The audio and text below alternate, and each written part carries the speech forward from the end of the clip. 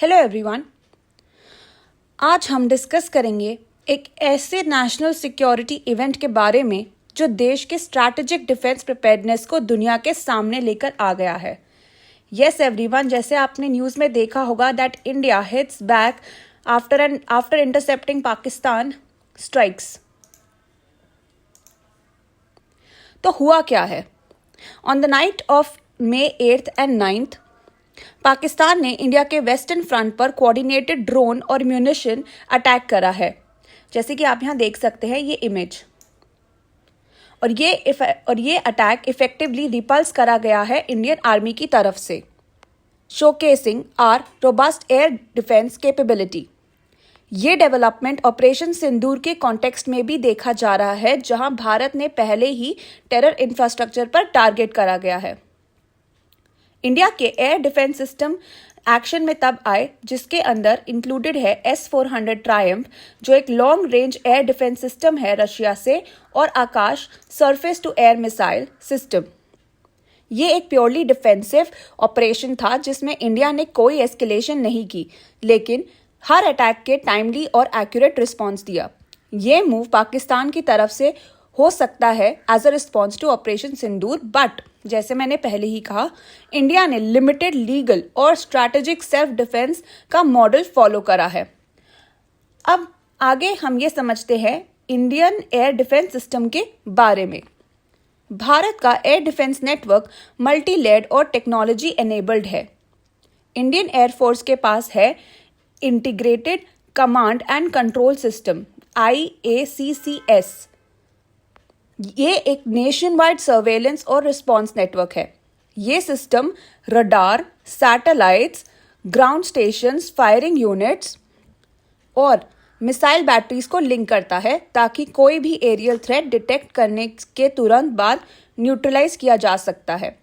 ये सिस्टम भारत के cold start defence doctrine का एक विजिबल पिलर है। अब आगे समझते हैं कि एयर डिफेंस सिस्टम वर्क कैसे करता है।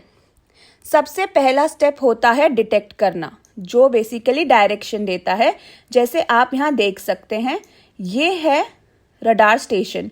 अब यहाँ से ट्रैकिंग होती है।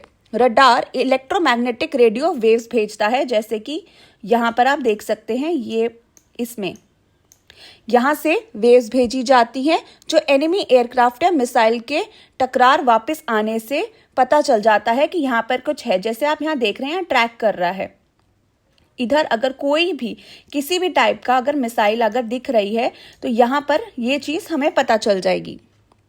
इन रिफ्लेक्टेड वेव्स के बेसिस पर एनिमी का लोकेशन, स्पीड और टाइप आइडेंटिफाई किया जा सकता है, और कुछ केसेस में सैटेलाइट्स भी यूज होती हैं, जैसे ICBM डिटेक्शन के लिए।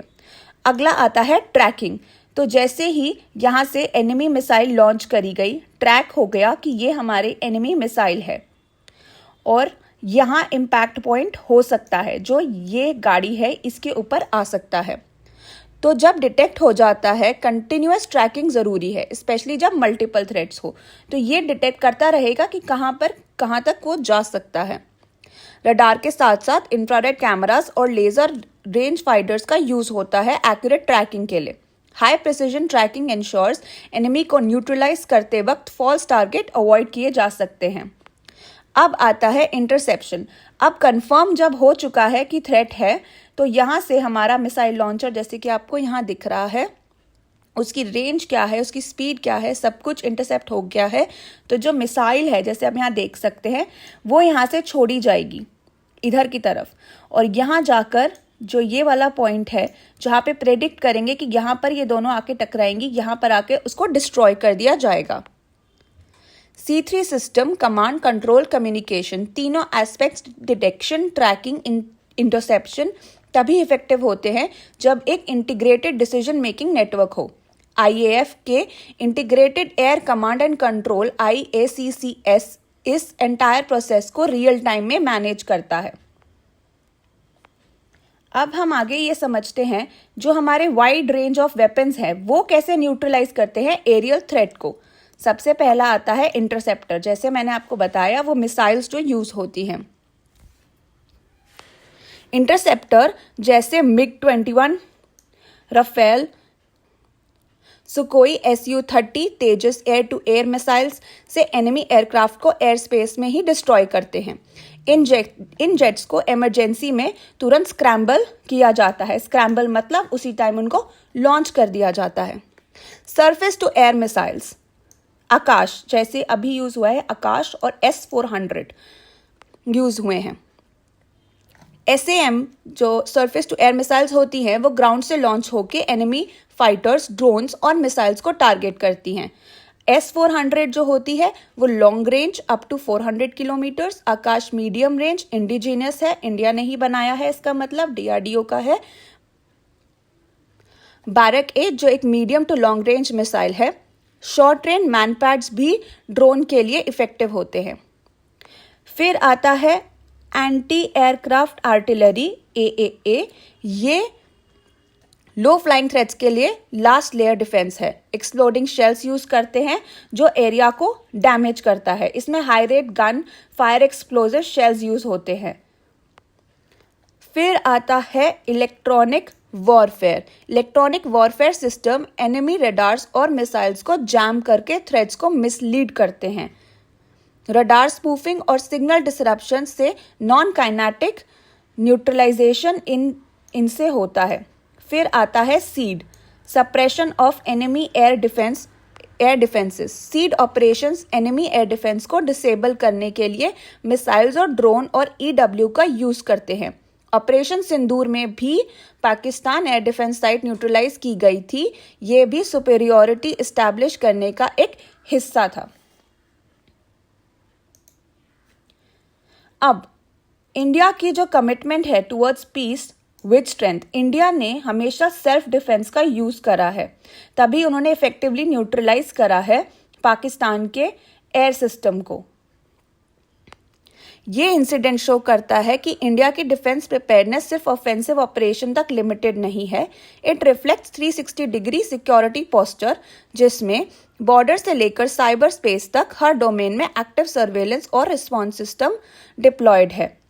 जैसे कि मैंने आपको पहले भी बताया, S-400 से आकाश IACCS नोड्स जो हैं ये इन सब में काम आते हैं।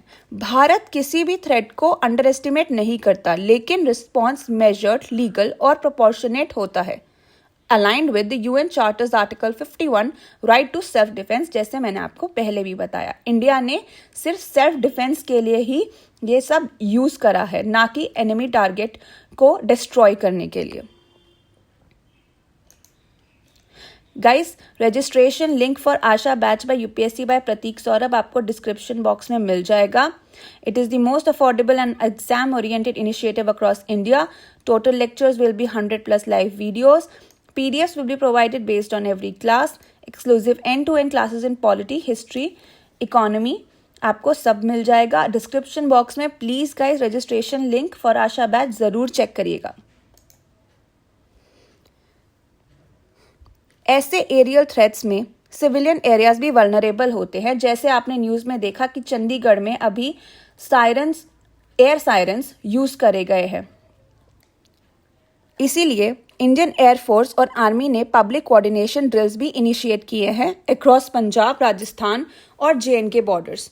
लोकल एडमिनिस्ट्रेशन को स्टैंडर्ड ऑपरेटिंग प्रोसीजर्स दिए गए हैं, drone alert protocols, evacuation plans, shelter coordination.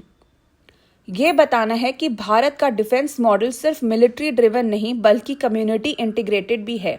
तो guys, as an aspirant, as a human being, आपको अगर लगता है कि किसी को आपकी हेल्प की ज़रूरत है, जो नहीं समझ पा रहा है कि अभी क्या हो रहा है, तो प्लीज़ जाके उनकी हेल्प करिए।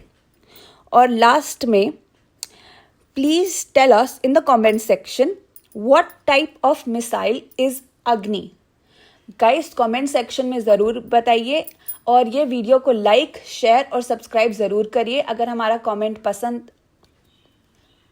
हमारा कंटेंट आपको पसंद आ रहा है तो प्लीज़ गाइस, लाइक, शेयर और सब्सक्राइब ज़रूर करिए। Thank you so much.